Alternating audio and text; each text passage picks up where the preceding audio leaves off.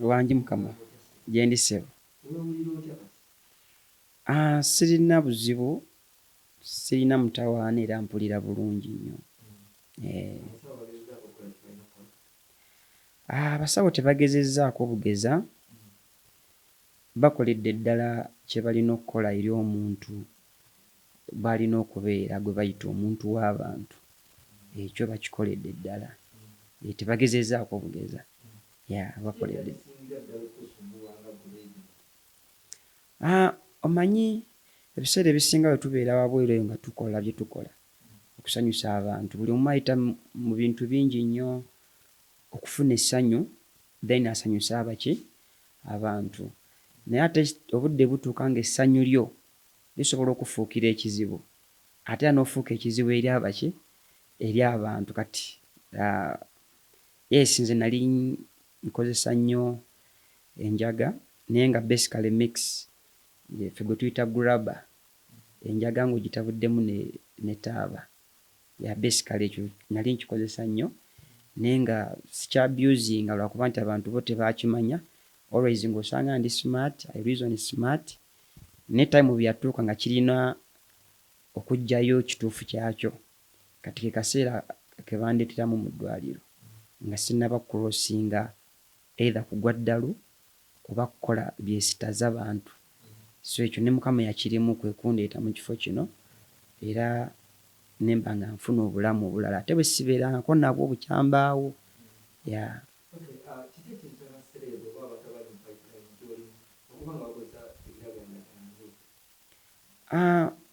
Oyinza okugamba maybe it's a culture. Nkugambye awali essanyu wabeerawo n'ebikemo bingi automatically.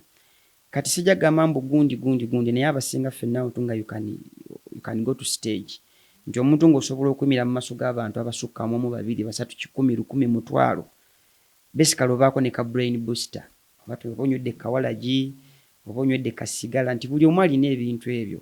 So weeba tebinnaba kutuusaako bulabe, osobola okubeera eyo ng'instrument obikosa because you deliver what people want. Naye ate bwe kisukka nti kikuleetera obuzibu noba nga you no longer deliver positively. However gwe okugamba nze ndi wakabi naye wabaawo ekiba kibulamu. Drugs, kuba drugs they are all drugs. Naye ate nze ekyannyama nti saakozesaako nnyo ze bayita zi chemical drugs. Kirungi nze omwenge sigugenda nnyo era sinywa mwenge, siiteeka mu banywi ba mwenge. Nze ekintu ekyange ekyannyingiramu awo yali enjaga gye bayita grabber mix then ne cigarette. Muganda wange enjaga si yakunoonya eri buli wamu, ekyo kyokimanyi buli ghetto. Nze I was born ghetto, si yakunoonya mbu nti yakunoonya nnyo nedda ssebo. Enjaga yo weeri mu nsi. That's why tufuna ebizibu bingi mu bantu ab'enjawulo nti enjaga taginoonya. Enjaga ky'ekintu ekikuyingiza mu nsi etaliiwo n'ogamba nti era ng'omwenge oli naanywa omwenge n'agamba kanneebikka omwenge. So si kipya nnyo wabula tulina kuyiga buyizi nti ebiseera we kisukkamu nti kitutwala ate mu nsi etatuyamba oba etayamba bantu be tubaddemu. So nti tulina either kikendeeza oba kiviirako ddala. So mpozi n'ekirala mu ekyo nti nze ng'ayiseeko mu kasengejja ako oyinza okudda mu bantu oba obutadda mu obutadda mu bantu.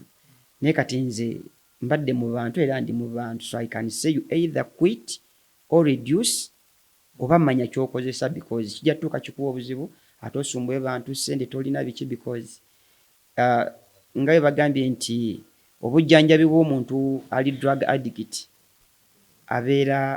ebeera expense y'amaanyi nnyo kuba oba tojjanjaba musujja oba ojjanjaba kye bayita obwongo n'obulamu. So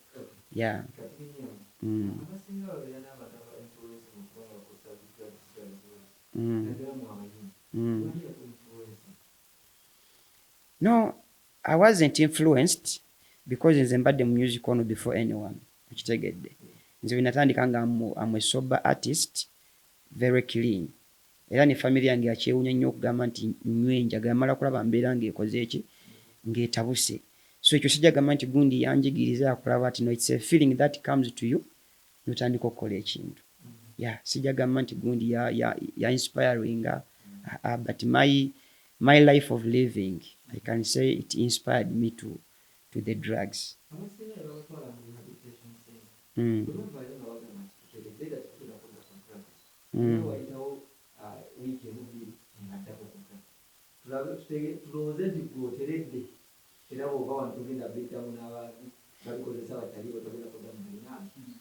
Nti ansa gye nsobola okuwaako ekyo eyandibadde ng'obukakafu bwange gy'oli nti eno interview sizze ku station wabula you've travelled a long journey to come and visit me mufune kikyendi ne bwempulira. So if I don't promise this to you in front of the camera, which means nja kuba simanyi kyendi, again sinza kuddira dokita wange nga waabagambye ate ebigambo bye nembisangulawo nze lokija nti siri wa kunoonya nti bajja kunnoonya. I'm available. So if I give my word, I can't go against my word. Mm. Mm. No, automatically nti ye society gye tubaddemu era wombuuza nti nno enjaga wagijjawa negamba eri buli wamu. So which means nti ffenna tubeera mu mbeera eyo nga tukubwa ebidagala. You can insult someone nga tomanyi oba you can be insulted era nga tokola ki era nga tomanyi. Neba this time engeri gye ndimu nyinza okugamba nti that was then ffenna nga tunywa enjaga, but this time nyinza okuba nze sikyaginywa and my life can move on. Yeah.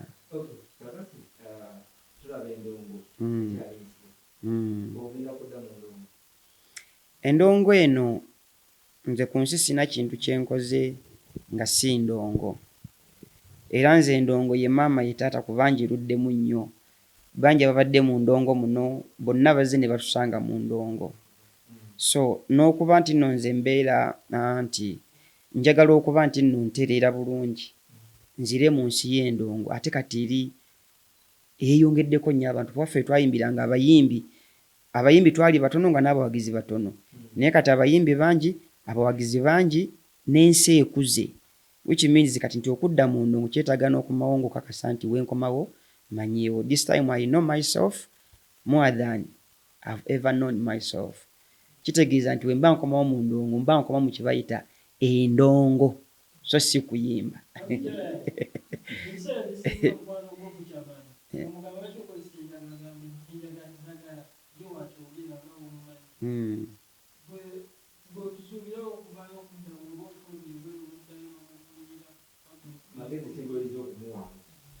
No, nze amagezi ge nsobola okuwa muganda wange Butcher, muyita muganda wange because he's an African like me, he's a Ugandan like me, he's a human being like me. We are all on the mission of making Africa shining, you get. Yeah, enjaga gwe oyinza okuba nga tekola bubi, simanyi bwongo buulina, naye ate munnaali ago n'akola ensobi oba okitegedde. Ani Butcherman bamuyita Bugembe Mark aka Butcherman. Butcherman we mukono, okitegedde. Kati egyo mizeeze na bintu byena okitegedde, so sijja kuyingira nnyo bulamu bwe, naye nga basically nti ffenna twetaaga abavubuka abareasoninga nti essaazi n'abakadde batono nnyo mu ffe, naye bwe tunejjako n'ebidagaladagala tuyinza obutazimba ate bajjajjaffe baakola ki bye baazimba. So enjaga oba ebidagaladagala cocaine biki bingi nnyo, mwenge gwe byolabanga nti bisobola okukyusa tempa yo. Si kirungi bikozesa nga toli lwedde oba biviireko ddala.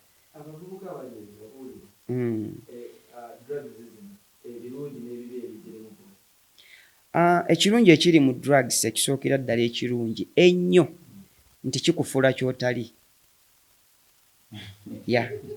Kikufuula ky'otali ebyaddala nga gwe ky'oli kya ttabbu nnyo kya kabi naye ng'ate tebiriiwaawo. Kati kizibu nnyo omuntu ate okuyingira mu bwongo obwo nga tanywedde enjaga. Okuleka nga gonywedde enjaga n'oli naanywawo ne muyingira mu nsi yammwe yo ebaawo ne mupulaninga ne muzimba naye ng'omuntu agamba biriwa nti gwerindako. So that is it. Then ekibi ennyo ekiri ku njaga ekibi nti enjaga ekuggyako kye bayita obwesigwa eri mu bantu. Kizibu nnyo omuntu okudiringa n'omuntu anywa enjaga, kizibu. Era oba oginywedde weekweke nnyo nnyo nnyo kuba nawe akaba kumanya ng'onywedde enjaga at least omwana abeera n'emmundu naye nga tebamukutte na muti gwa njaga. Amaanyi g'enjaga mangi nnyo okusinga ekissi, so kyekibi ekigiriko nti nno mbi nnyo nnyo nnyo mu maaso g'omuntu ne mu bulamu bw'omuntu. Nze nzaaliddwa mu ghetto, nkulidde mu ghetto, nnyimbidde mu ghetto, buli kimu ghetto maka gange. Wabula kye nsobola ate okuddayo mu ghetto ekirungi oba okubeerayo, kuba bonna balabira ku nze. Nze mu ghetto bampita genero. Naye bwe mbabuulira bajja sobola okuwulira nti ekyokuba nga tetulina mirimu gya kukola ate tuleme kubeera nnyo mu bintu bya kwegumya nanjaga walagi biki ebintu ng'ebyo. Nti tubeereko nga tuli soba tulowooza omuntu oba tonywedde enjaga tosobola kubeerawo. Ojja kulaba nga ojja kugamba jangu nnyambe ku kino, jangu okitegedde. Nti naye batulaba nga tuli mu njaga nnyo nti neyandibadde akuwa omulimu ogusobola okusasuza akazigo k'olimu tajja kwesiga. Amazima gali nti teri muntu anywa njaga gwe beesiga ne bw'oba gw'osinga amagezi ku nsi bagamba ebyo bya njaga. So kye kibindoozi ekigiriko ekyo bwe mba njogeredde obubi. Yeah.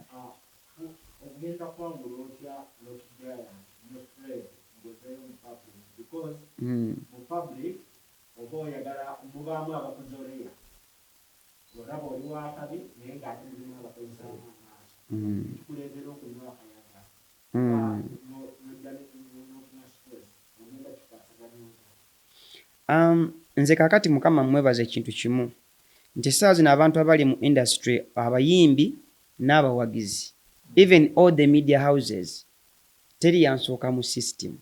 Teri muntu agenda kuŋŋamba kintu kye siwulirangako. Teriyo kivumo kipya kye bagenda kunvuma. Naye ng'ate ebyo ebigambo babikugamba bye bikufuula era ky'oli. Tubiyiseemu nnyo. Nze I remember my first record was 2004. Olimba lwange style ya Kibongo Rafiki. Kati it's a normal life for me. Omuntu yenna asobola okunnyamba na ninawo wano engeri gy'osobola okumpaamu obuyambi. Waliwo account number ngenda gyogera mpola mpola. Eri 1044101814028 kanjiddemu. Eri 0 nya nya emu 0 emu 8 emu nya 0 2 8 ya account number. Osobola ogituukako n'obaako ky'oteekayo. Then ennamba z'essimu waliwo 0774 66 9267 0 musanvu musanvu nya mukaaga mukaaga mwenda 2 mukaaga musanvu. Airtel eri 0755 22 37 81 0 musanvu 55 2 2 3 musanvu 8 emu. Nwabaawo n'endala 0 musanvu 8 8 8 2 emu emu 5 2 07888 2 11 52. Then this Orodio Moses.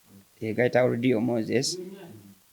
Then nene esembayo eri 0 musanvu 5 emu 0 mwenda mwenda 3 3 3 07 51 0 99 Codro 3, that is 333. Yeah, so the numbers osobola okusindikako obuyambi nja kusiima nnyo kyonna ky'onooba okoze tudde mu nsi yaffe tunyumirwa obulamu.